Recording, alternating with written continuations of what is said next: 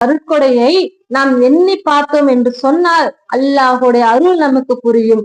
கண் இல்லாதவரை பாருங்கள், அவர் எவ்வளவு சிரமப்படுகிறார், அவர் எந்த அளவிற்கு தடுமாறுகிறார், அவருக்கு பிறருடைய உதவி தேவை. இன்னும் அவரிடத்துல போய் கேட்டு பாருங்கள், அப்போதுதான் அந்த கண்ணுடைய அருமை உங்களுக்கு புரியும். இன்னும் காது கேட்காமல் எத்தனையோ பேர் இருக்கிறார்கள். இன்னும் அவர்கள் முன்னாடி அவர்கள் திட்டினாலும் சரி அல்லது அவர்களை புகழ்ந்தாலும் சரி, அவர்கள் அப்படியே அமைதியாகத்தான் இருப்பாங்க. அப்போ அவர்களிடத்துல கேட்டு பாருங்கள், அந்த காதுடைய அருமை உங்களுக்கு புரியும்.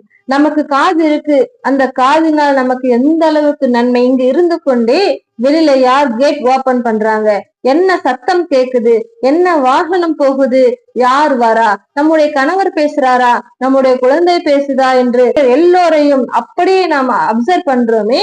இதுவெல்லாம் எப்படி நடக்குது? அல்லாஹ் நமக்கு காது கொடுத்த காரணத்தினாலதானே. அப்போ அந்த காது இல்லாதவர்கள் படுற சிரமத்தை பாருங்கள், அல்லாஹுடைய அருமை நமக்கு புரியும்.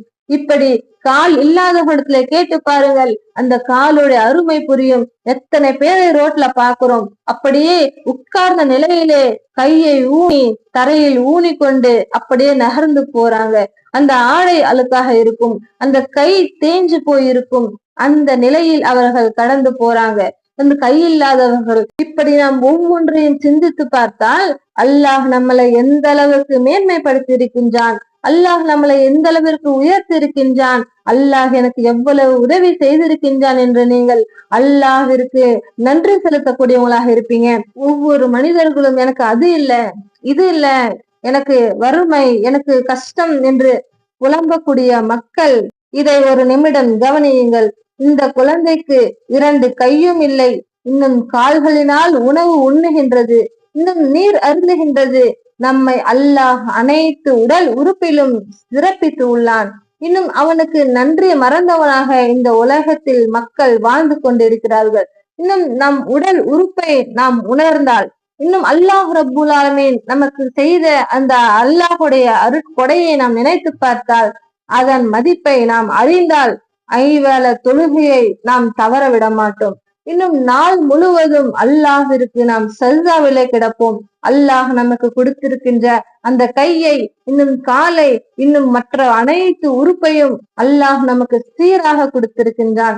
அல்லாஹ் நமக்கு சிறப்பாக கொடுத்திருக்கின்றான். அல்லாஹ் நமக்கு எந்த குறையும் இல்லாமல் கொடுத்திருக்கின்றான் என்று நீங்கள் நினைத்து பாருங்கள். அல்லாஹ் நமக்கு செய்த அருட்கொடையை நினைவு கூற வேண்டும் என்றால் அந்த குழந்தையை பாருங்கள், இன்னும் நம்மை விட கீழ் நிலையில் இருப்போரை பாருங்கள். அல்லாஹுடைய தூதர் சொல்றாங்க, செல்வத்திலும் சரி இன்னும் தோற்றத்திலும் சரி தம்மை விட மேலான ஒருவரை உங்களில் ஒருவர் கண்டால் நீங்க என்ன பண்ணுங்க, உடனே அவற்றில் தம்மை விட கீழானவர்களை நீங்க நினைத்து பாருங்கள். அப்போதுதான் அல்லாஹ் நமக்கு செய்த அருட்கொடை நமக்கு புரியும். ரசூலா சொல்றாங்க, நீங்கள் ஒருவரை பாக்குறீங்களா, அவர்கள் சிறப்பாக இருக்கிறாங்களா, அவங்கள பார்க்காதீங்க.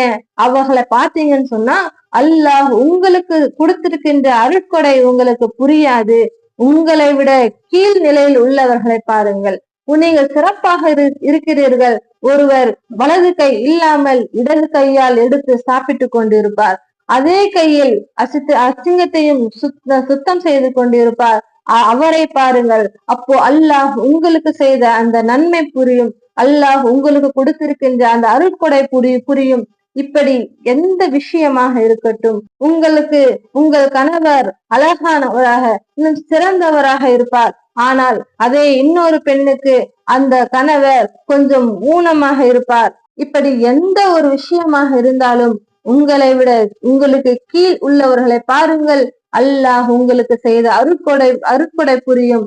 உங்களுக்கு இல்லாததை நினைத்து நீங்கள் ஒருபோதும் கவலைப்படாதீர்கள். அது எந்த விஷயமாக இருந்தாலும் சரி, அது செல்வமாக இருந்தாலும், உங்களுடைய உடல் தோற்றமாக இருந்தாலும், உங்களுக்கு இருப்பதை விட மேல் உள்ளவர்களை பார்த்தால் அல்லாஹ் உங்களுக்கு செய்த உதவி புரியாது, நன்மை புரியாது. உங்களுக்கு கீழ்நிலையில் உள்ளவர்களை பாருங்கள். அப்போதுதான் அல்லாஹ் நம்மை எந்த அளவிற்கு சிறப்பித்திருக்கிறான், நம்மளை எந்த அளவிற்கு உயர்த்தி வைத்திருக்கின்றான் என்று நீங்கள் அல்லாஹ்விற்கு நன்றி செலுத்துவீர்கள்.